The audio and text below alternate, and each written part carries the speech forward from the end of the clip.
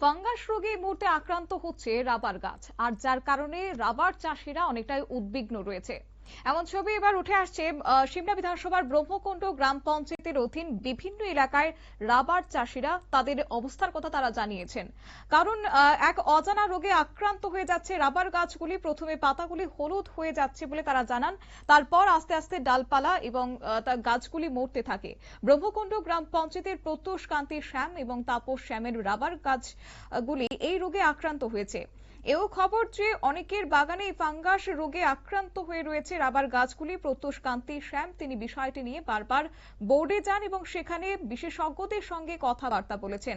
আধিকারিকরা তাদেরকে একটি ফর্ম দিয়েছেন এবং বলেছেন যে সকল রাবার চাষিদের রাবার বাগানে এই রোগ দেখা দিয়েছে তারা যেন অতি সত্বর এই ফর্মেটে ফিল আপ করে জমা দেন অফিসে। শুনুন কি বললেন প্রত্যুষ কান্তি শ্যাম। আচ্ছা, এটা তো ব্রহ্মকুণ্ড গ্রাম পঞ্চায়েত।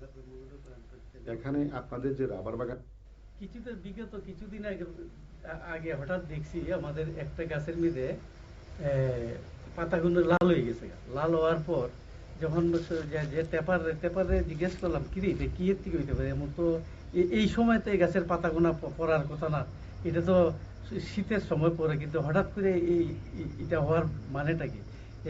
বাপদা থেকে বৃষ্টির থেকে হয়েছে।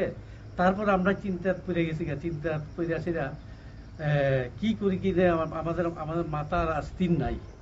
বাধ্য আসিরা আমি ওই আমার ছোট ভাই পাশে যে আমার ছোট ভাই প্রথম আমার আর দুই ভাইয়েরই যদি বেশি ভাইরাস ছত্রাক ফাঙ্গাসটা অ্যাটাক করছে। অ্যাটাক করার পর তাড়াতাড়ি আমরা দুই ভাই মিলা ইয়েতে চলে গেলাম, আগরতলা রাবার বোর্ডে অফিসে গেছি। অফিসে যাওয়ার পর সায়েন্টিস্টের লেগে যোগাযোগ করছি। সায়েন্টিস্ট বলছে এটা একটা ফাঙ্গাস। যেমন বলছে যে এটা আজকের থেকে গতবার মানে 2025 সালে এটা সাউথ ত্রিপুরা এবং এটার নাম ঊনকোটি ডিস্ট্রিক্ট বিশালগড়ের দিকে এটা গতবার তীব্র আকারে অ্যাটাক করছে।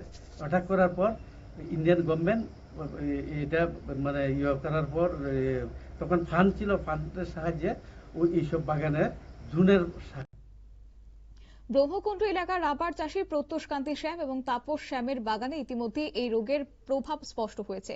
স্থানীয়দের দাবি হচ্ছে আরো বহু রাবার বাগান একই সমস্যায় আক্রান্ত হয়েছে। তাই পরিস্থিতির গুরুত্ব বুঝে প্রত্যুষ কান্তি শ্যাম তিনি রাবার বোর্ডের দ্বারস্থ হয়েছেন, সেখানে বিশেষজ্ঞদের সঙ্গে আলোচনা করেছেন। এছাড়া আধিকারিকরা জানিয়েছেন যে এই আবেদনের পর আক্রান্ত এলাকায় ড্রোনের মাধ্যমে বিশেষ ঔষধ স্প্রে করে ফাঙ্গাস নিয়ন্ত্রণের উদ্যোগ নেওয়া হবে।